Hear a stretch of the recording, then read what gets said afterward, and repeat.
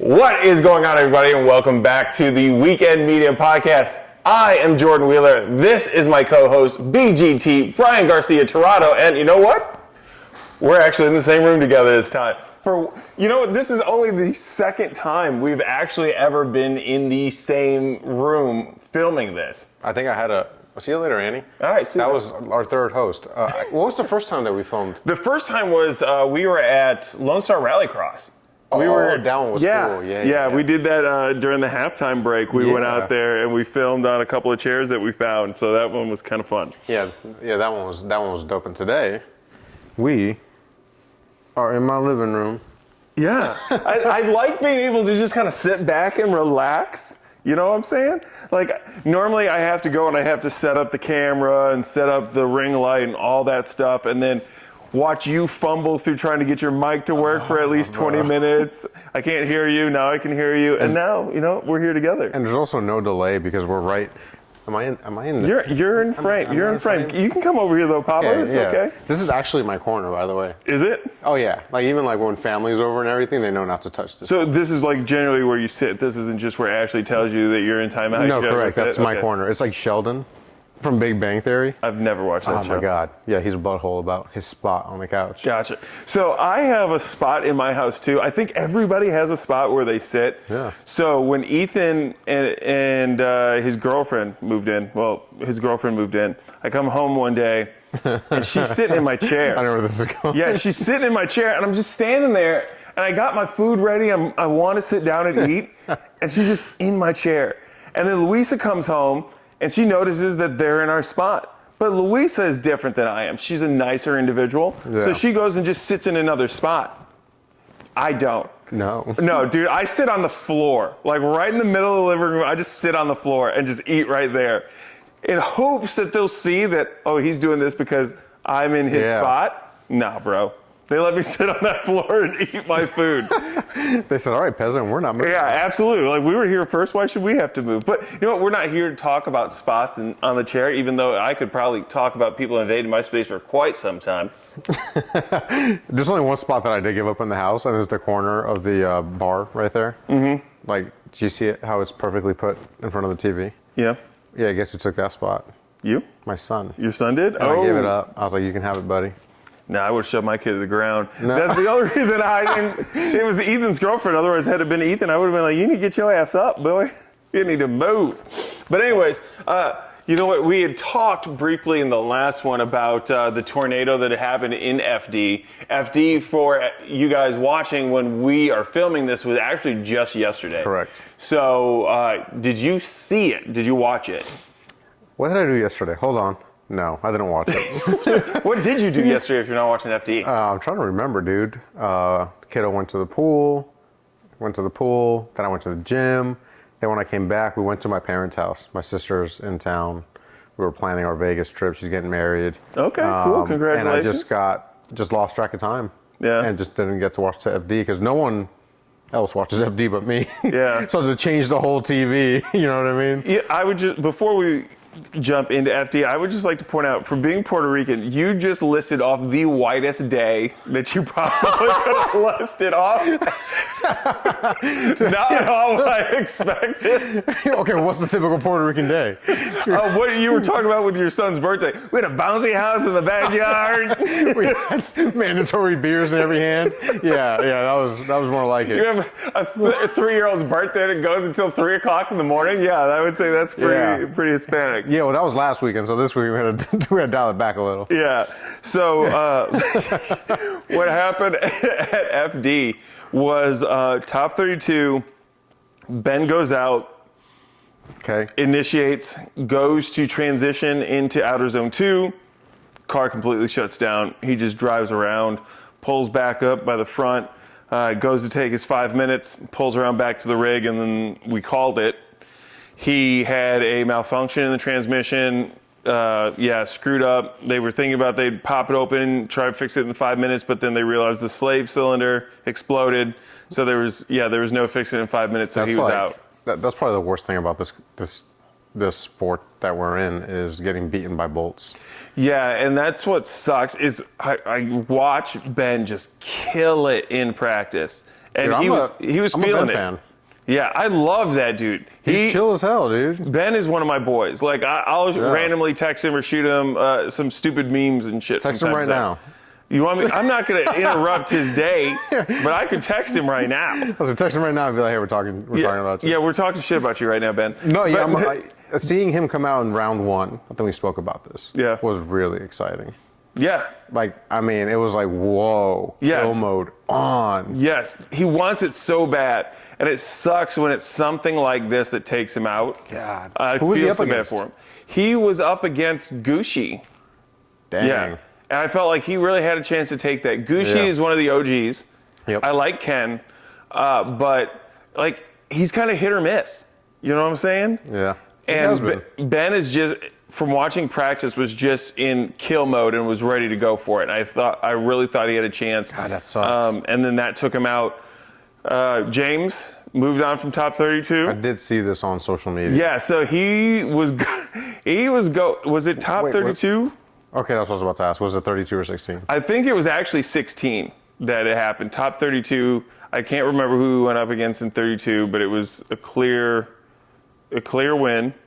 And then in 16 is when he drove over the top of Rome's freaking car. And you know what? This is the thing. It looked cool as hell. It looked cool as hell, but like everybody's like, "Oh my God, I can't believe I just seen this." I even saw Vaughn do a post like, "I can't believe I just saw this." Dude, you did this yourself to Osbo at Atlanta and a few other people. Vaughn has done this a couple times over the years. Chelsea has even done it. Our RTRs are tanks. Like literally, they will drive over anybody who gets in their way. So Rome went a little wide, started to over-rotate, dropped his tire in the dirt, which slowed him down. James was coming in, couldn't do anything, went up on the car. There's some really good angles. Oh, from that. So many good angles. And James was saying that he thought he was actually going to flip over on his side. But he didn't. Trauma, PTSD. Oh, yeah, he was having some flashbacks to Irwindale. He's like, "Oh, my God, did Matt just pull up behind us and flip me?" But so he went on, and in top 8, he was against Manoa. Wait, who went on? James went on. James went on. Yeah, they found it at fault of Rome. So and he was up against Manoa? Yeah. Who took him out? Yes. So it was. I think I missed a good FP. Yeah, it was a good battle. It was a really good battle. I was nervous. I'm not going to lie. And in the last podcast, we were talking about how Manoa was 16. He's actually not 16. He just turned 15. So last year he was competing at 14 years old. Insert meme. He's 15 now. So you got a lot of growing to do before you're able to drive like a 15-year-old, all right? That's wild, bro. Yeah, dude's absolutely insane. James ended up beating him.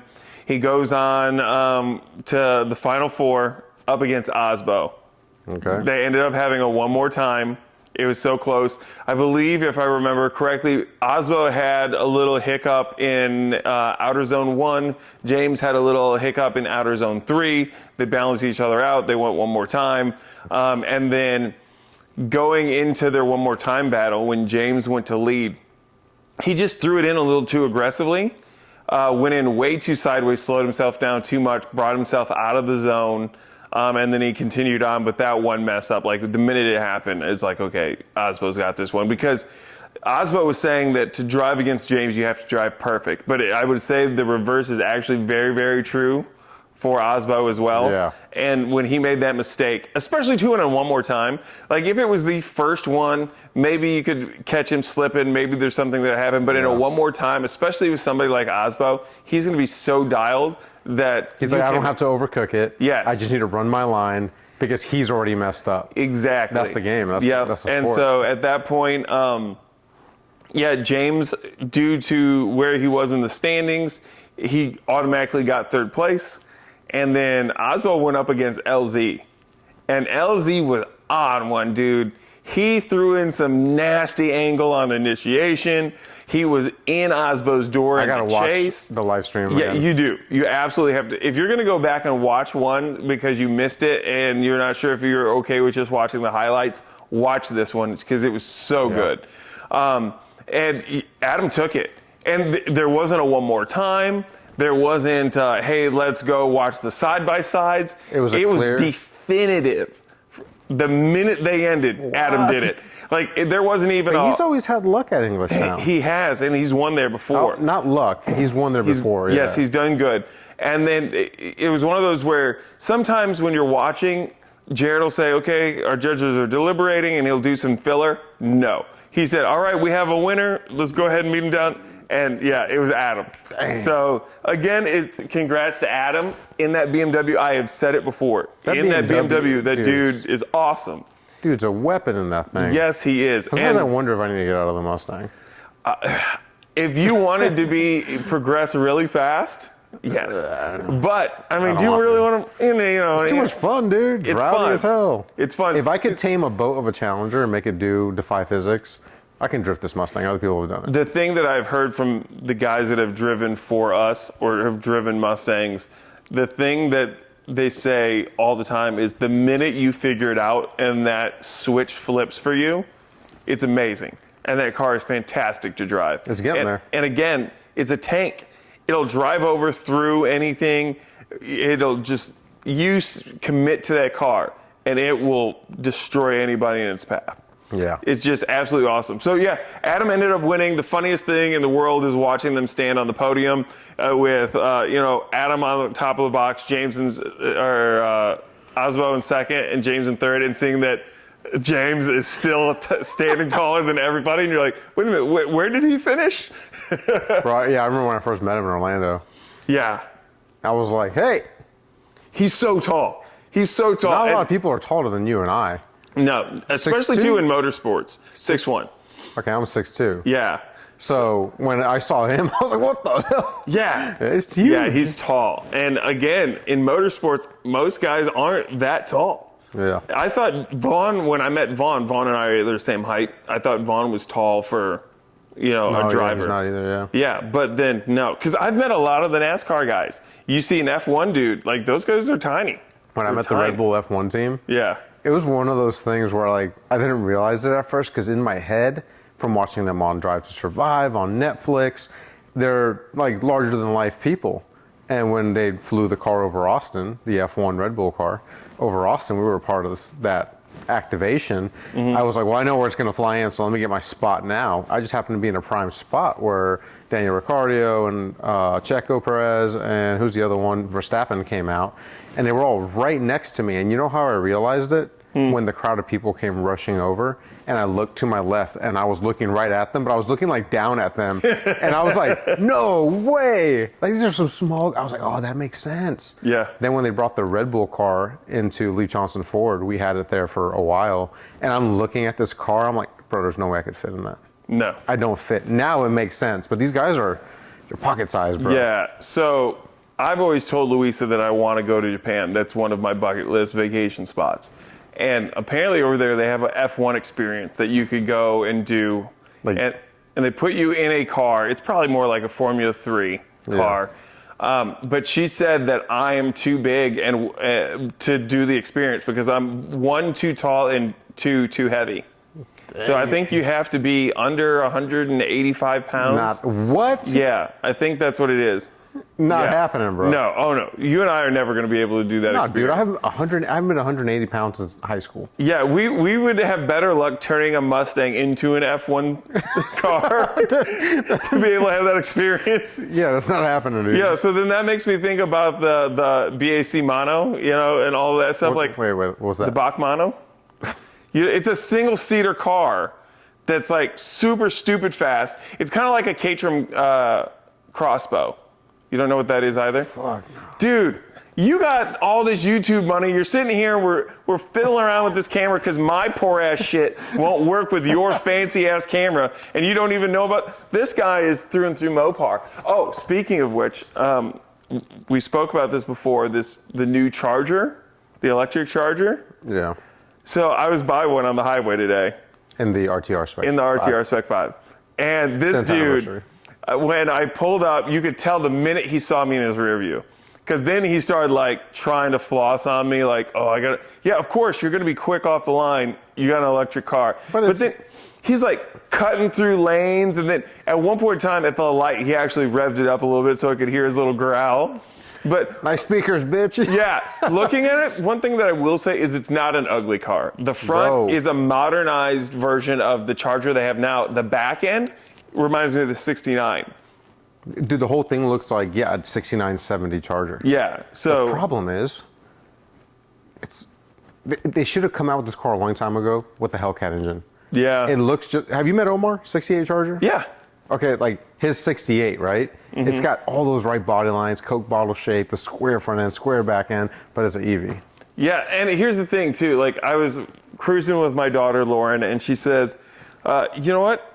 All cars have to have a sound. Electric cars have to have sound so people know." I'm like, I get it, and I get the audio needed so people know that the thing is moving.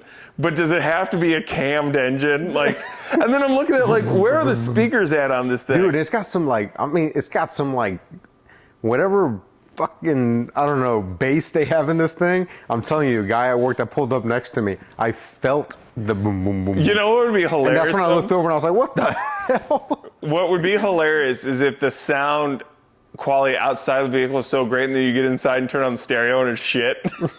So the guy that let me drive his, you know, he put his tunes on and everything. We were mobbing to rap music. Just saying. And I even told him, I was like, okay, it bumps good in here too. You know? Again, would I buy one? No. Did I have my fun when I drove it? Yes. It's not me. Yeah. Disclaimer for anybody watching, I am black. So I told Lauren, I was like, the problem here with this car is now it's outpriced from its typical audience. And it's also so refined and with its electronics now that nobody can steal it. So it's just... Damn. Yeah, I mean, what are you gonna do? Again, disclaimer, I'm black. Damn. So... Yeah, I mean, I'm not black, but, you know, I had my Mopar days. Yeah. It was fun. It was cool. Yeah, and I mean, Mopar... Dude. Here's the thing. I'm going to tell you right now. I'm going to say there's two different Mopar owners. New generation and old generation. You go to something like Holly Moparty, and you've got all these Never classic, heard of it. So it takes place at Beach Bend Raceway. It's the same thing. Holly Moparty, Ford, you know, Galactic, whatever. Yeah, it's for Holly Ford Fest. Holly Ford Fest. It's it's literally the same company running the same show, right? Gotcha. But the people that go to Kentucky are like the old school people like Omar with the 68 Charger, classic cars restored. It's just a whole different kind of audience. Yeah, but you know why that is? My people aren't going to Kentucky. I know. That's what I'm saying, dude. It's like, it's completely different. So when I used to run the BF Goodrich Ride-Along program at We Are Mopar in Dallas, the classic section was the people you would see in Kentucky. Mm-hmm. It was like old school Cudas, the high dollar Mopars that bring in cash. And then you go to the new section and it was like, they're definitely hanging out in Miami and Detroit. But again, all cars are dope, you know what I'm saying? But it's just like this new generation, I don't feel like they're very drawn to classics. I don't think so. And if they do, everybody highly modifies them to the point where it takes away from what makes the classic cool. And it literally becomes a Pro Touring or a Resto mod. Yeah. Okay, you know Jesse, Hella Bad Garage. He's got that 67 Mustang, I think. Mm-hmm. I think you remember, you were there. I was like, hey, can I take this to the front to go get my banner? Yeah, exactly. Mr. YouTube money. Like, hey, he didn't even say, can I take this? He walked up to Jesse and said, hey, I'm taking your car to go out front. Like, he's like, cool, take it, right? Yeah, we got that trust with each other. Yeah, that's what it is. It's not that you feel entitled. Anyways, I've never driven an old school muscle car. Mm-hmm. And so I drove it that day. And just driving it to the gate to get my windshield banner and back, I was like, I looked at Jesse, I was like, I get it. Because he's got his Porsches, he's got some high-end, like, fun cars. Mm-hmm. And that thing is just literally a 67 Mustang with a V8. No power steering, no power brakes, everything's manual.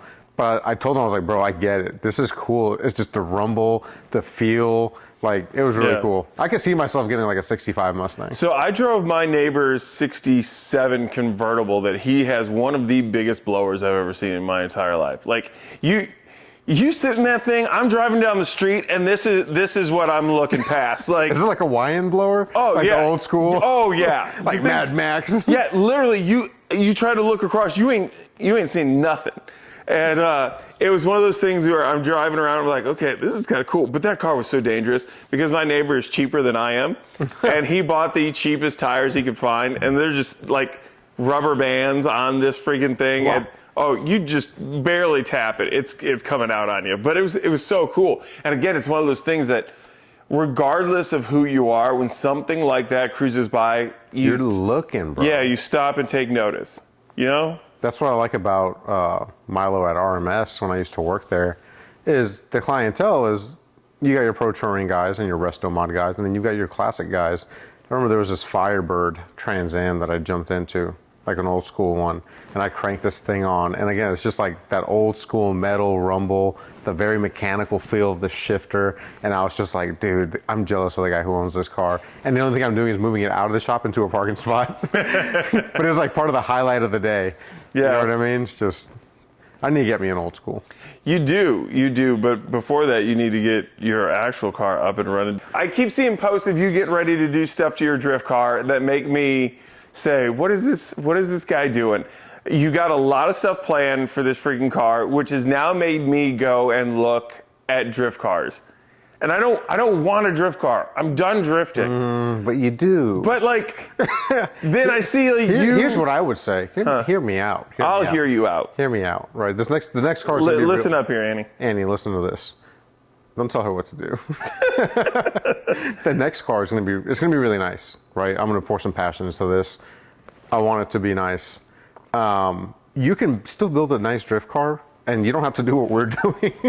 You hear me? Yeah. You can still just go drift and have fun. Yeah, but here's what I'm thinking. Like, I look at Mustangs or Fords in general. I'm like, okay, I can leave.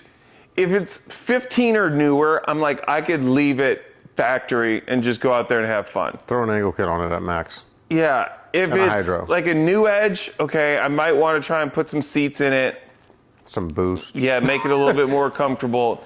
But then, like, if I start looking at older stuff, then I'm like, oh, I need to do like an RTRX style build on this thing. You know, like put a cage in there, but build it into the body to where I can cover it, and you can't even tell it's there, but it's there. You know, that kind of stuff. Which then that stuff starts getting pricey. But the other thing is, I have a 351 Windsor just sitting in the back of my garage, just begging to go in something. So it's like, do I do like a Fox body? Do I do a classic? I don't know. The other thing too is the Huna Fox is something that Ken wanted to build that never happened. That could be something cool. You know, just something fun. And the other thing too that I think about is as we continue to build our brand, I keep telling everybody when you start looking at what you're doing, you need to build your brand, build your identity. And I look at what we're doing. When we go to an event, just like they say on the speaker, oh, we got the Mustang crew over here. You know, we got the modern S550 RTR Spec 5. Then we have Isaac's S197. We go back another generation. We have yours. Then, you know, we have, what is it? We got Betty over here, which is an SN95. Yeah, Black Road. Yep. And then it's like, okay, do we go with a Fox body to just build out that generation? Yeah. You know? So then it becomes like, how do you structure this identity? Okay, so like, you did ask. You threw 3 options out there, and I gave you mine. I also didn't know you just had a 351 lying around. Yeah, it just sitting there. That literally opens up.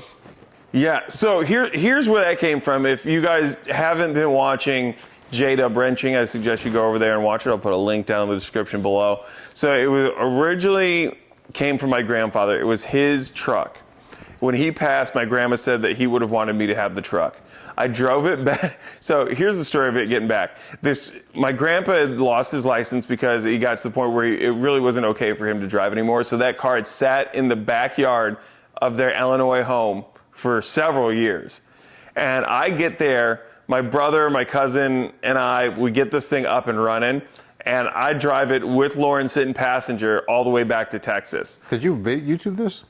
I didn't YouTube it because I wasn't really YouTubing then. Damn. I kind of was, but not really. But anyways, so we drove it all the way back. So we get maybe 30 miles away from where we started, which was Rochelle, Illinois, where I grew up. And all of a sudden we hear, boom. And I just see metal and rubber flying everywhere. My aunt is driving behind us, and I see her swerving, like ducking and weaving. I think Louisa might have been in the car too. And pull over. The outer layer of this tire exploded. It still had air in the tire, but the tread and everything just exploded off, took out that entire side of the truck bed, and went flying all over the highway. I was like, damn it. So we found a Walmart, got a new tire put on there, put some gas in it. As I'm filling the tank up, I looked down, it was raining, and there's just a rainbow flowing out from underneath the truck. So I get down and I realize there is a crack in the seam of this gas tank. So I couldn't fill it over halfway full. Otherwise it would start spilling out. What a gift. Keep going. Yeah, so that was our trip all the way back to freaking Texas. At one point in time, we were going through this backwoods area, and I need gas bad. And I'm like, okay, this can be a town. And we start looking around. Okay, not a good flag, not a good flag, not a good flag. Oh, KKK, probably don't want to be here. And dude, we were so nervous. And I'm like, okay, head down, let's get ourselves out of here. I was rolling on fumes, thought I'd have to push this truck into the next neighborhood before I could get gas. Managed to get gas, get home. I pull the bed off the truck as the bolts snap as I'm trying to take them off. Go to strip the interior. I do one turn of the bolt that holds the seatbelt in place, and it just fell through the floor. Like seatbelt and everything. This thing was... So yeah, it was rusty beyond belief. I can't even believe that we made it back to Texas. I was able, after that rust spot, I was able to grab the body and pick up on it and break it free from the frame, okay? It was so bad. A lot of people were saying, just go get a new shell, get this, get that. And what I had said to everybody that was watching me do this was that I don't need a truck. I had a truck. The whole reason behind trying to do this rebuild is because of whose truck it was. Yeah. And to me, if I am doing that much to it, it's no longer his truck. Yeah, I see that. So pulled the seats out of it, pulled some stuff off like the tailgate and all that. I'm going to build it into a bench that we can sit on, have in the shop one day. But I pulled that engine out because it was 351 Windsor. I'm like, this can go in literally anything Ford. So yeah, got that sitting on an engine stand in the back of my garage. It's been there for 4 or 5 years now, just sitting there. That's a really long way to say that my grandpa gave me a 351 Windsor to put into a drift car, but I agree with it. Yeah, but the thing is, like that was a great story. It's a fun story. It's a fun story, and that's part of what would make whatever that goes into meaningful, is because the story of what it took to get it into its next thing. And I also want to have it be one of those things that when I'm done with it, it could go to Ethan, or it could go to Lauren, and it could go to her son. You know what I'm saying? Like, it just... So. I think, again, you did ask me about this power steering situation here, but I'd love to see you in a drift car too. I just think it'd be fun. And again, I have no desire whatsoever to do anything competitive. But that's what I'm saying. If I would have not gotten into competition, I think my car would still be pretty. Yeah. But because I got into the competition kill mode mindset, I'm just like, I kill when I go out there. Yeah, you have to. I'm like the predator, bro. Yeah, you are a predator, and that's part of the problem. But here's the thing, is I think as we progress, if you look at what RTR does as a company, is we go out and we take our brand to where the people are. Expose them to what we're doing. And I think to be able to get more people into grassroots motorsports and into the world of drifting and follow along with what we're doing, we have to allow people to be a part of it. So with that, I believe we truly need to have an exhibition side of things where it's, come out and watch Brian Garcia Tirado, come out and watch Isaac Godinez, watch these guys go and compete. But there's times where you can just show up. Whether it's rally, whether it's drift, whether it's whatever, hop in the car and we'll just take you for a rip. You know what I'm saying? So I know exactly what you're saying. So that's my goal with this current car. I'm competing in it and everything. I'm really trying to fuck it up any more than it already is. Good luck. But good luck, right? But it's gonna get a refresh, right? It's already in the plans. And that's kind of my plan with that car, is just to have this pretty ride-along car, this demo car, if you will. And the next car is going to be on kill mode. To answer your question about the power steering, so the second car has an LS tubular subframe in it. The previous S197, the previous owner had an LS in this car. So he changed out the subframe. So it's literally built for an LS swap. So I was like, okay, I need an S197 subframe. So I found, first of all, they're expensive as hell. Oh, An yeah? OEM subframe is like $750, bro. You couldn't just find one on Facebook? So boom, went to Facebook, typed in, I literally been searching Mustang subframe, and then just by looking at it, I'm like, that's an S197 subframe.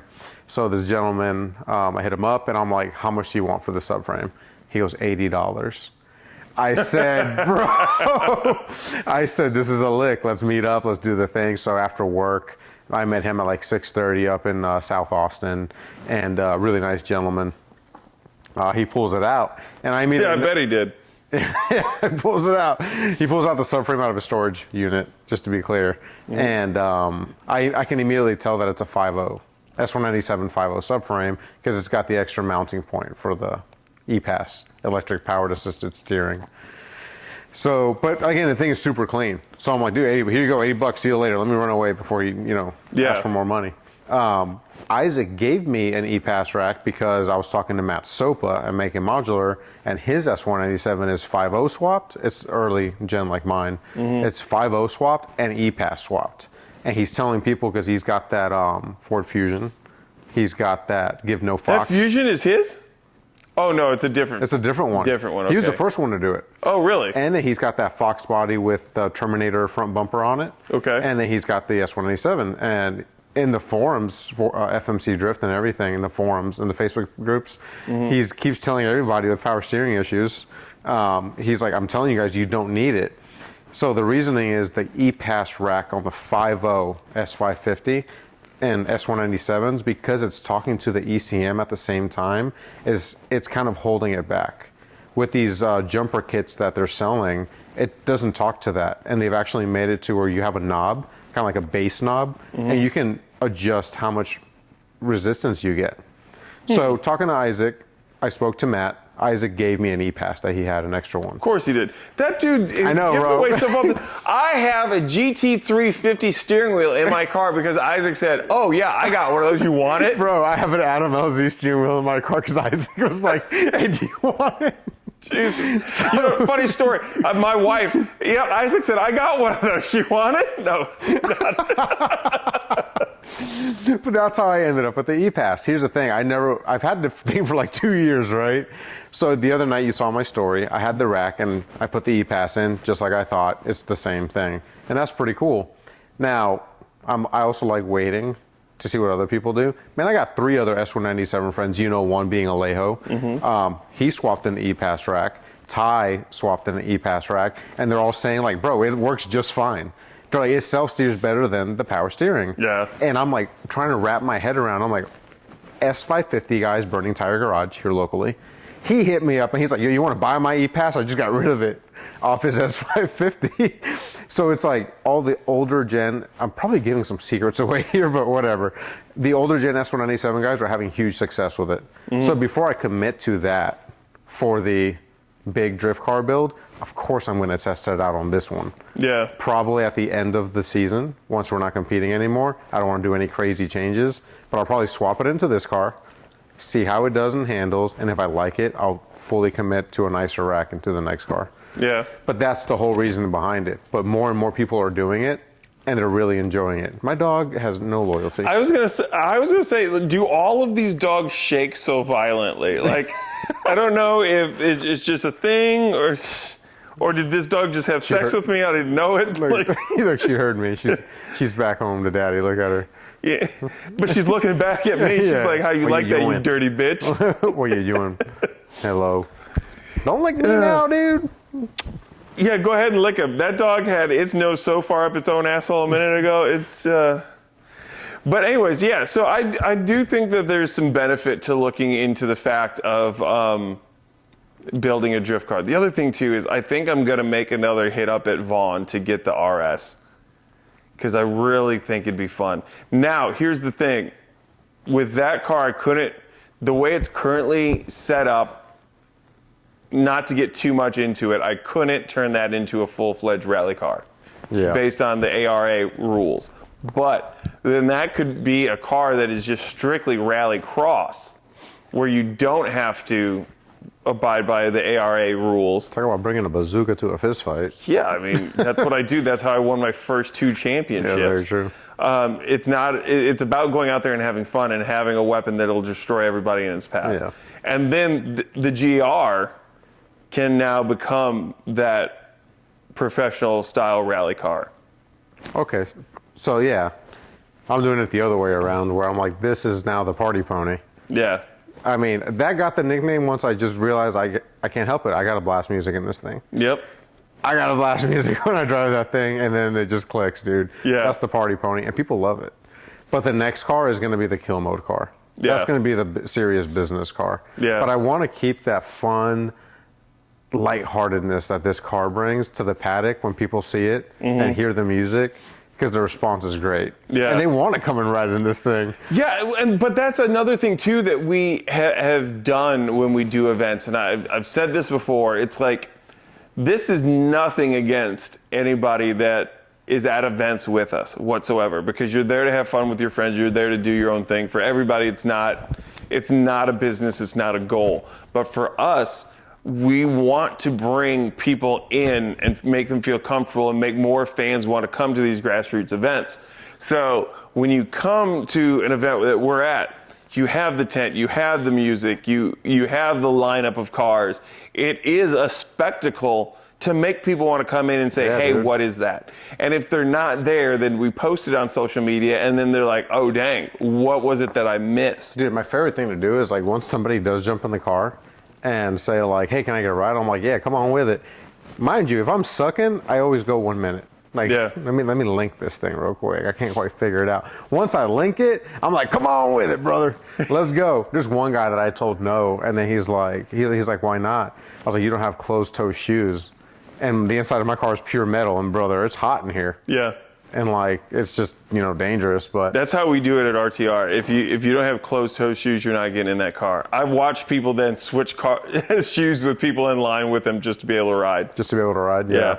But I'll get it to the point where, music's already playing. I have my phone hooked up and I have it on Spotify search, and I always go, pick a banger.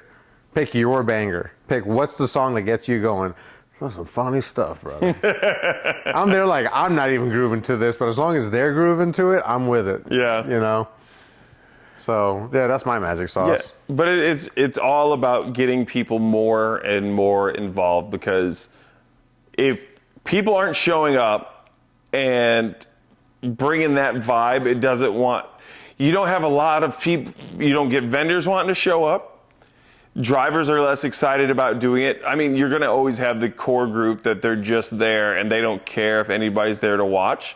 But at the same time, that's not going to keep the doors open for this stuff. Exactly, for future drivers, Yeah. future spectators. Exactly. Yeah, man, you got to make it fun. I will say that, man, we're in June, heading into July. The first half of this year, I felt like I was definitely a little more uptight because I was just still trying to figure it out. Whereas now, I'm like, it's getting just more and more fun as each event goes by. Yep. And it's just becoming better, dude. Like, I'm so glad I took the leap. Yeah, and the thing too that's cool is that if you got people coming up wanting to take rides with you, it's one because they think your car looks sick, or 2 because they've been watching you drive and they feel like you've got it and they want to ride with you. It's definitely the first one. I get the same thing with the GR. People want to ride in it because it's a GR Corolla, and they're like, man, I want to see what this thing is like. Yep. And then 2, because when they watch me drive. And this isn't me trying to brag about how I drive. I'm a 2-time champ, in case you guys are just tuning in right now. But You drive good, though. Dude, I remember the first drive. I remember that was an honest reaction. Because going from your first drive to like close to your last drive, I was completely blown away. yeah, I was like, this dude has progressed so much. I mean, you won, but Yeah. you know what I mean? it was one of those things that unlocked in my mind about how to wrangle that car and have fun with it at the same time. So here's my thing. When I am racing in rallycross, I ride this fine line of beat everybody and have fun with it. I can guarantee you I could throw down way better times if I cleaned up my driving, but I want to have fun. So that means hanging the car out there a little bit longer, riding that tree line, kicking the dust up, e-braking through corners when not everybody else is doing that. But that makes it exciting so that the people that are watching, okay, did you see that guy in the GR Corolla? And they're telling people, and then other people show up. Or then you start seeing more photos of your car up after the event's over because they've been watching all of that stuff. And again, that brings people in. You have to have somebody that has that showmanship side of them to be able to bring people in. Because let's face it, if you are really driving good, it looks kind of boring. I mean, it does. Yeah, I prefer the super... You've seen me do it when the car snaps real hard. Yeah. Like, I don't know how to explain it. There's just something about it when you're like, you have to hold it just a little longer. And when you're going to transition, you just whip that bitch. Yeah, you go from hey to hey, you know, it's just bam, it's there. Yeah, you just kind of like, and that feeling, and then just molly-whopping the gas pedal. Yeah. And the car just, like you said, settling and shooting towards that line. I'm getting excited talking about it. Yeah. Like at Dreamers, the initiation, I love doing the initiation. You giggled when you rode with me that one time. Because it's like you almost don't realize how fast it is. Yeah. Because right when I initiate, I'm right back on the gas. And you just get that momentum. And then on the very back end, where I get like full lock angle, that's just wide open. That's my second favorite spot. I'm just like, come on. like yeah. One thing that I really like about the GR is the ease of what it's like driving this. And I say that because I've done well in it. I haven't ever watched anybody else drive it. So to me, it's easy to drive. I remember when the first time I had a S550, I had a 2015. It was brand new, like in 2015. And I took that to a drift event. And all eyes were on me. But here's the thing. That car was not easy to drive. So you go to flick it into a corner, electric steering with that thing, and it's like, oh, what's she doing? And it's just snap and spin, snap and spin. Yeah. And then you'd get it, and it would just lay down a smoke trail. And it was so sick. But it wasn't like it is with the GR where I went out there and I just got it. Because, I mean... It's true, you lock in real fast. Yes. I did my very first event ever, finished second. Went back for the doubleheader the next day and won that event. And didn't look back. So, I mean, that is just a point and shoot car for me that is just so easy. I know, I look back now. I can't believe that car has been through as much as it's been through, like when you first got it. Dude. I was thinking about that today. Like when I got to drive it, it was brand new, still plastic on it. Oh yeah. Yeah, dude. Yeah, when it went to its first rallycross, it still had paper plates on. We trailered that to the event. The protective film was still on the freaking dash. It feels so long ago. Yeah, dude. God. And it was only just a little over a year ago. Yeah. Yeah, that car's seen some shit. That's what I'm saying. Dude, so at the end of this year, we're definitely going to do a recap video and highlight all of this stuff. Yeah. Because I think collectively, this is our second year of really all working together. Yeah. Right, pursuing the same dreams. But this year, I feel like everybody turned it up like a big-ass notch. Yeah. The risk has been higher. The rewards have been greater. Yep. And we've just been doing things in leaps and bounds, it feels like. And with that risk has come some... Yep. I would say some stuff we got to repair. Yeah. You've taken some hits. I've taken some hits. It happens. But the fact of it, and I said this in the moment after yours, is the fact that when it happens, you're ready to get back out there and do what sets you aside from other people. You know what I'm saying? Yeah. Especially too because like some of those cars that go out there, you can tell the difference between a car that's set up to look pretty and a car that's set up there to just go and do it, you know? And yours was there to do both. Yeah. And when the pretty car gets hit, some people just like, oh man, I wrecked my car. What am I going to do? It was the same thing with me. I T-boned that tree. All right, well, it's whatever. Let's just keep going. It's happened now. You know what I'm saying? But here's the thing. It's like, it didn't take much to stand out in the pretty car category. Does that make sense? Oh, it took 100%. a little effort, but not a whole lot. And that's when my car stood out. But to me, it was like the Challenger, you saw that thing in the garage. When I was done with it, it was an ultimate street car. It was, the paint on it was perfect. Every gap, it was perfect. That's not what the Mustang was. From far away, the Mustang looked like that. Up close, Yeah. to me, it was not perfect.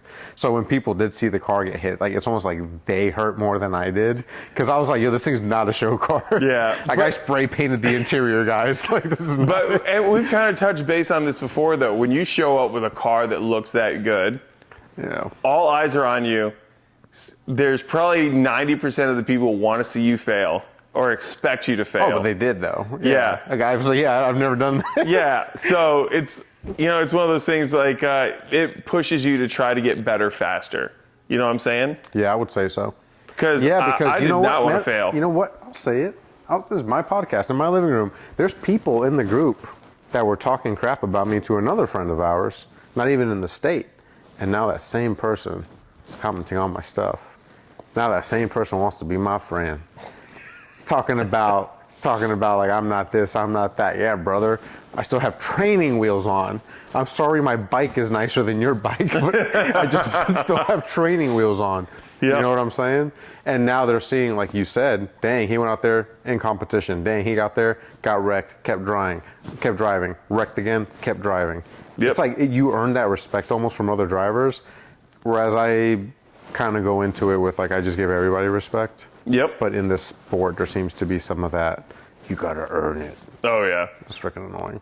Well, here's another thing, too, that I think is kind of cool. If you look at my first year of Rallycross, I was up against some WRXs, other random Subarus, and things like this. If you look at the quality of car, and this isn't anything against the people that were out there competing, I truly enjoy spending time with everybody I compete against out there. But now you fast forward to year 2. There have been 3 other GRs that have now come out.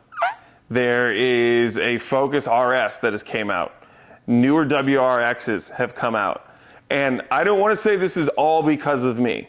However, when you have someone who uses social media the way that we do, and you see that they're out there, when we are promoting what we do there, when the event hosts are putting photos of what we do out there, then that makes other people say, oh, well, if he's going out there in that car, and I have one of those cars, or if I have a car that's similar, I can go do that too. Dude, which is exactly what we've wanted to do. A rising tide raises all ships, right? Yeah. It's the same thing. And that's the same thing we're trying to do, and we're doing it in Dreamers. It's the same exact thing. We went out there with the tent. Now how many more tents do we see? Oh, a lot more. Yeah. But it makes the whole presentation better for those spectators. Yes. And that's kind of what James is trying to do, is make a better experience for spectators. And it makes it better for the drivers too, because this is a series in which people can charge for ride-alongs during different events, non-competition events and this and that. But if it's one of those things where you turn that into its own sideshow, if you will, its own event, that makes people want to go, oh, this is legit, let me go and see. Versus just a bunch of dudes sitting in a parking lot with a sign that says $40. No, yeah. It's now people are getting creative with their signage. People are putting banners up, promoting themselves. You're seeing more people with merch. And we'll put it this way, right? Like I probably have the most branded tent out there. Oh, 100%. Then you bring Jesse out there with the Helibat tent, put those together. Now you bring Isaac started actually elevating his presentation. Yeah. Dylan, Aqua 350Z, you see his presentation elevated. Yeah. Right? It's like, you just see the effects of it taking place everywhere else. Versus when I first went out there, you were there, and I put up my tent. Brother, it was the only one. Yep. Now it's like you see the compounding effect of all these other people elevating it, and we've taken, oh, look at that sign that he made. We need to make that sign. It's like, again, it's just everybody's leveling up. 100%, which then makes us then have to look at it and say, what do we do now for the next stage of this to level up? Because the event was here. We came in, we did this. Now everybody else is coming up and doing this. Yeah, which is great. This July event's going to be. Yeah. So now it's like, okay, where do we go next? Yeah, we need to level it up. 100%. So it's just continuing to grow off of that and figuring out what's the next best thing. Someone did call us on social media the Horsemen. Yeah. And I was like, that's kind of cool, dude. Yeah? It was just all our Mustangs, and that was at the San Antonio event. Yeah. The Horseman. It was just all our Mustangs. Yeah. And I'm like, bro, we all just need to continue parking with each other. The stables, you know what I mean? There's so many wordplay things we could do. Oh, yeah. But There's so many different things, and it'd be sick to grow upon that, and we will. I mean, again, it's halfway through the season, we said in the last one. So we still got a lot more to go. Now it starts from, okay, if Dreamers is only 4 events, what can we tack on to? What other things can we be a part of that we can just show up? That maybe it's an automotive thing. I'll tell you right now. What can we do to help grow these other people? Like I said, there's events that we go to where they have drifting there as a spectacle. You hop in, you ride along. Okay, is there an element where we can bring rally into this, where people can go sliding around with me in the dirt? Like, how can we help these people grow their show to where there's so much to do that people want to stay there longer? Because that's the other part of it. It is, at the end of the day, it's a business. So what do we do to help these people get back the money that they have to pay to use the Travis County Convention Center? You know what I'm saying? What do we do to help these other vendors bring up their revenue?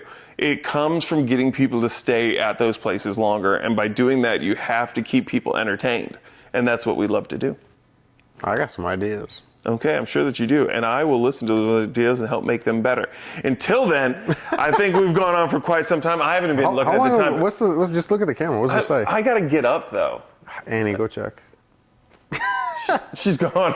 She's gone? Yeah, she's gone. You didn't even notice that your dog isn't here. This is just the empty blanket. She's a CIA agent. Jesus Christ. Okay, until the next one. Hey, you know what? This has been absolutely fun. Make sure that you follow us on all social media, Weekend Media Podcast. Go ahead and follow us there. We're on Spotify. We're on YouTube. Follow Brian Garcia Tirado, Tirado Racing on Instagram, on Facebook, on YouTube.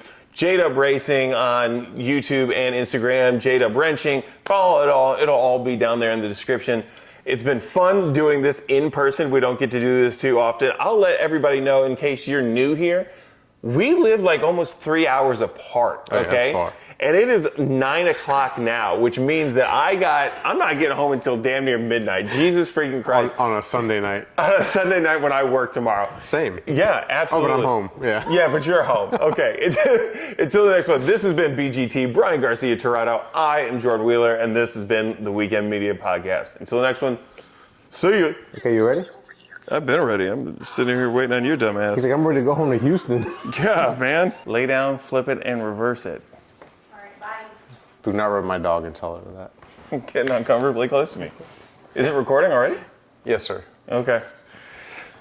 Oh, Gideon stuff. Why is it gay when we're together? When we're apart, it's totally smooth and easy. Now that we're in the same room, it's like, this is weird. This is awkward. I don't know what to say anymore. Jesus Christ. Yeah, how long was that? I don't know. My wife brought Taco Bell, though.